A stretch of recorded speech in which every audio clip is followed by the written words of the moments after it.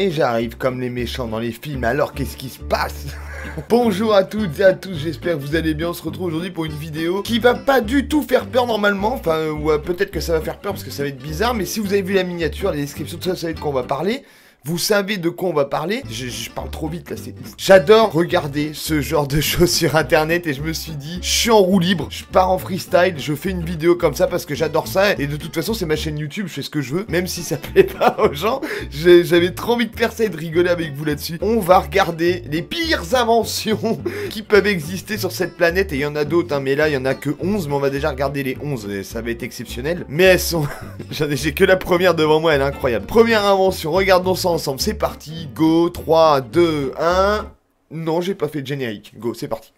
On commence la vidéo avec un truc incroyable. Le parapluie pour chaussures. On en est arrivé à un tel point de level dans le monde qu'il y a un mec qui s'est dit, je vais inventer ça. Ouais, un parapluie pour chaussures. Alors... Ce qui est quand même incroyable, c'est qu'à la base, on a inventé les chaussures pour protéger nos pieds de la pluie, de la crasse et tout ça. C'est tellement devenu ancré dans les mœurs de porter des chaussures qu'un mec s'est dit, on va protéger une protection en mettant au bout un petit parapluie, d'accord? Moi, la seule question que je me pose, est-ce que dans 300 ou 400 ans, quand le parapluie pour chaussures sera devenu quelque chose de tout à fait normal aux yeux de tout le monde, est-ce que quelqu'un va inventer un parapluie de parapluie? Par exemple, pour protéger ce petit parapluie qui sera normal, tout le monde aura un petit parapluie de chaussures. Allez, passons à l'invention suivante. Un accessoire qui a été inventé, je pense, par quelqu'un qui en avait marre d'être enrhumé. Le serre-tête papier toilette. C'est-à-dire vraiment, voilà, c'est un serre-tête que tu mets sur ta tête. Et c'est un support de PQ, tout simplement, pour pouvoir te moucher tranquillement. T'as pas besoin de sortir un mouchoir à chaque fois. En cette période de Covid, ça peut être pratique si t'as le nez qui coule. N'oubliez pas d'aller faire un petit test au cas où. Invention suivante. On est dans une ère où les téléphones portables, c'est quelque chose de normal. C'est comme des chaussures. Tout le monde porte des chaussures, maintenant tout le monde a un téléphone portable, ça va de soi. Et du coup, il y a un mec, il a inventé un appareil pour utiliser son téléphone avec son nez. À quel moment c'est plus pratique? Non, parce qu'en vrai, utiliser son portable avec ses mains, vu que tu l'as dans la main, c'est déjà relativement simple en fait. À quel moment tu peux avoir besoin d'utiliser ton nez pour que ce soit plus pratique que d'utiliser tes doigts? Je comprends pas la... Et puis en plus de ça, c'est hyper creepy. Je suis désolé, mais ça fait penser au masque, vous savez, des médecins de la peste là, genre de truc là, vous voyez.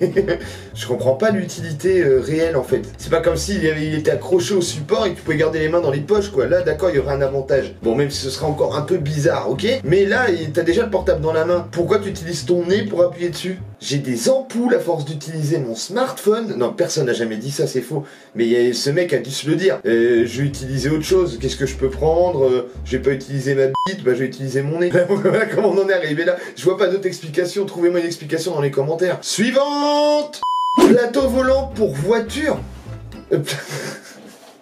Un plateau, pardon, je dis n'importe quoi. Un plateau pour volant de voiture. Eh ben, je suis désolé, je vais peut-être en décevoir beaucoup, mais je trouve pas ça con comme invention en fait.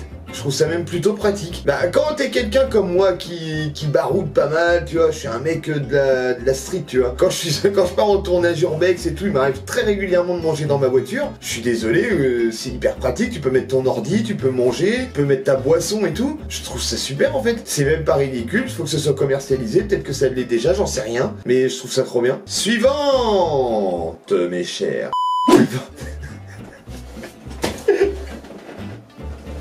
Un ventilateur pour nouilles. On en est là dans l'invention. Il y a un mec qui s'est dit merde. Alors après je peux comprendre, c'est pas un ventilateur pour nouilles basique. On parle pas des coquillettes, on parle pas de tortellini, on parle pas de... J'ai vraiment que deux noms de nouilles qui me viennent en tête. Les spaghettis. Un spaghetti ça peut marcher mais bon c'est différent. Là on voit clairement que c'est des nouilles chinoises. Si je dis pas de conneries. Nouilles chinoises ou nouilles japonaises, c'est pas le même game les gars. Ben non parce que c'est dans une soupe. C'est dans de l'eau chaude. Et qui en a déjà mangé parmi vous? Vous savez très bien que quand tu les prends dans l'eau qui est bouillante, les nouilles sont bouillantes, ok. Ça te brûle, tu souffles dessus, tout le monde le fait. Là t'es là avec tes baguettes ou avec ta fourchette quand t'es pas doué de tes mains tu vois. Mais on est tous là à souffler dessus. dessus et ça met 2 heures à refroidir. Et en fait, tu peux manger le bol entier et le bol sera bouillant. Même les dernières nouilles seront bouillantes. L'idée n'est pas con, hein, en soi. Est-ce que ça nécessitait vraiment un matin de te lever, de te dire si j'accrochais un ventilateur relié à une pile après mes baguettes, déjà, côté pratique des baguettes, je suis pas sûr que ça fonctionne très bien. Et le petit ventilo va souffler à ma place. Le temps que je vais gagner à ne pas souffler sur mes pattes, c'est énorme. C'est-à-dire qu'entre temps, je pourrais inventer des vrais trucs, quoi. Voilà, c'est un véritable gain de temps, là. J'ai changé ma vie. Suivant! Serpillière grenouillère, et ben, bon, la photo elle est folle. Pourquoi pas? C'est un peu exploiter ses enfants, mais les gens ici qui ont des enfants comme moi, vous savez très bien, hein, quand il est là par terre en train de ramper, on va dire 8 heures sur 12, parce que sinon après il est dans le canapé ou il est en train de chier, ben, ça chie beaucoup un enfant. Et ben du coup, tu le regardes ramper et tu te dis, il y a moyen de rentabiliser ça quelque part, tu vois, il est là par terre et son pyjama attrape la poussière, j'aurais dû l'appeler Swiffer. Là d'accord, là c'est rentabilisé, là t'es content d'avoir des enfants. Là tu te dis même à ta femme, on en fera un autre quand celui-là il sera défectueux, tu vois, quand il marchera sur ses pattes, parce que dès qu'il se lève après il est défectueux, hein, réellement. Après là il t'en faut un autre pour balayer. Passons à la suivante, j'avais rien à dire. La perruque pour bébé, nous sommes encore sur les enfants. Mais pourquoi faire? Et quelle est l'utilité de mettre une perruque à ton gosse? Non, c'est trop creepy, c'est trop bizarre. Alors, je suis en train de lire la description et apparemment c'est une perruque pour enfants, donc pour bébé, qui a été inventée pour les gens qui en avaient marre que les autres personnes qui voyaient leur enfant disaient « Oh, il est beau !» au lieu de dire « Oh, elle est belle parce qu'elle avait pas de cheveux. » Oui, parce qu'il y a des enfants de sexe féminin qui naissent avec pas de cheveux et des garçons qui en ont plein. Ça, tu ne choisis pas si t'as beaucoup de cheveux ou pas à ta naissance. Mais à quel moment tu t'es dit « Faut que je mette une perruque pour que les gens se rendent compte que c'est une fille ?» Tu crois que le gamin il est vexé? Tu crois vraiment qu'il y a quelqu'un qui vient et qui dit « Ah, qu'est-ce qu'il est beau !» et puis que la gamine elle se dit dans sa tête « Je suis une meuf, wesh !» Non mais tout le monde s'en branle, on s'en fout. Fallait quand même, putain, quelqu'un qui a dû être sacrément vexé dans sa vie pour se dire « Je vais inventer une perruque pour mon gosse, j'en ai marre qu'on dise que c'est un garçon alors que c'est une fille. » Alors ça, celle-là je connais. Et ça a été un truc incroyable. C'est la pierre de compagnie. Ce qui est incroyable avec cette invention, le mec s'est dit un jour, tiens, je vais vendre un caillou, j'en ai plein chez moi, des cailloux, je sais pas quoi en faire. Je vais le vendre, et en fait c'est l'idée qu'il a vendue qui est cinglée. Le caillou en lui-même, on s'en balèque, mais l'idée qu'il a vendue avec, c'était ça le génie. Il l'a vendu dans une petite boîte bien rangée et tout, en disant que c'était ta pierre de compagnie. Ton nouveau petit chien, ton nouveau petit chat, tu vois, qui coûte pas grand-chose en entretien, parce que toilettage, ça va, c'est un caillou. Nourriture, ça va, c'est un caillou. Pipi caca, ça va, c'est un caillou. Et du coup, il avait même mis à l'intérieur un petit livret d'instructions pour expliquer aux gens comment bien s'occuper de son caillou, et le mec en a vendu 1,5 million. Le mec est devenu millionnaire avec un putain de caillou. Alors je te vois déjà partir dans ton jardin, récupérer un caillou, c'est trop tard. L'idée elle a déjà été faite et les gens seront plus à voir. Mais putain, tu te dis en fait en partant de rien, tu peux devenir riche. C'est incroyable. Ben moi je me casse le cul à faire des vidéos et je vois pas le compte en banque monter tant que ça quoi. Mais bon, peut-être vendre des morceaux de bois, tiens. Ce sera un morceau de bois de compagnie. J'ai du bois chez moi, je sais pas quoi en faire alors. Invention suivante. Alors, je vous mets l'image et en fait sur le moment j'ai rien compris. C'est-à-dire que j'ai vu l'image et j'ai dit qu'est-ce que c'est? Je sais pas ce que c'est. Je comprends pas. Un déguisement de grenouille, je sais pas. J'étais obligé de lire la description et en fait c'est encore... c'est incroyable. Jamais...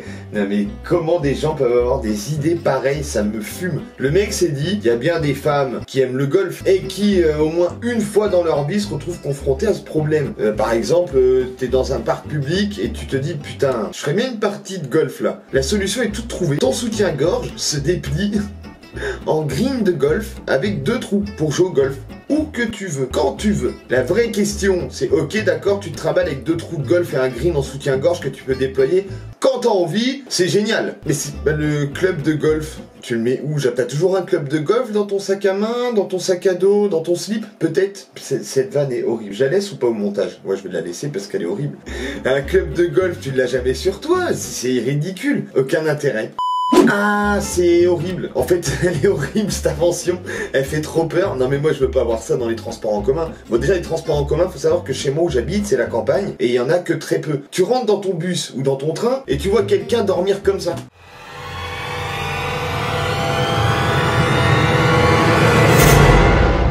Excusez-moi mais ça fait plus peur que les choses qu'on a vues dans ma dernière vidéo, on est d'accord. Ça fait flipper. Quelqu'un qui dort debout dans le métro, là, par exemple, comme ça. Tu peux pas dormir comme ça. Trouvez-moi quelqu'un qui dort debout, déjà.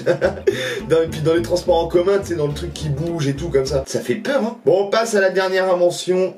Je l'ai entrevu. Je crois que ça a un gros rapport avec la dernière qu'on vient de voir. C'est le... C'est un casque avec une ventouse pour dormir dans les transports en commun. Alors apparemment c'est un gros problème de société, le fait de dormir dans les transports en commun. Je vois pas à quel moment s'appuyer sur sa main, c'est plus gênant, enfin bref, tu fais ce que tu veux. Et là du coup c'est un casque, le mec a collé une ventouse à l'arrière, comme ça, clac, tu peux te coller directement sur la vitre et tu peux dormir sereinement, ta tête ne tombe pas, par contre tu loupes tous les arrêts, mais ça c'est pas grave. Ce qui compte c'est que tu dormes. Apparemment c'est quelque chose de primordial, moi je dors très peu, je me lève à 4h30 tous les matins.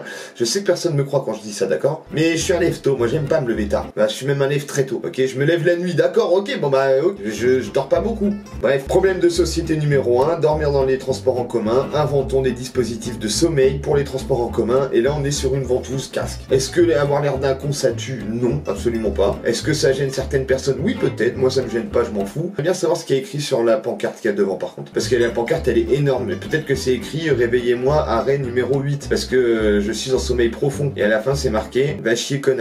Je crois. Je suis pas sûr à 100% mais je crois. On a fait le tour des inventions les plus ridicules que j'ai pu trouver. C'était sur un site, j'ai trouvé ça trop drôle en fait, c'était trop fort. J'espère que ça vous a plu et que vous avez trouvé ça marrant. N'hésitez pas à laisser un petit pouce bleu pour montrer que ça vous a plu. C'est comme ça qu'on sait que ça plaît. Hein. Un petit commentaire en me disant quelle invention tu achèterais pour quelqu'un que tu aimes vraiment et celle que tu n'achèterais pas pour quelqu'un que tu aimes. Ou plutôt celle que tu achèterais pour quelqu'un que t'aimes pas et celle que tu achèterais pour quelqu'un... Putain. Même moi, je me donne mal à la tête. Bref, j'avais trop envie de la faire. Je dis bam, bam, bam. Je la fais. Ça marche tant mieux, ça marche pas. Tant mieux. Non, tant pis, on dit tant pis. Qui a dit tant mieux? C'est moi qui a dit tant mieux, vous avez dit tant mieux? Je suis schizophrène, qu'est-ce qu'il y a? Ok. À bientôt, ciao.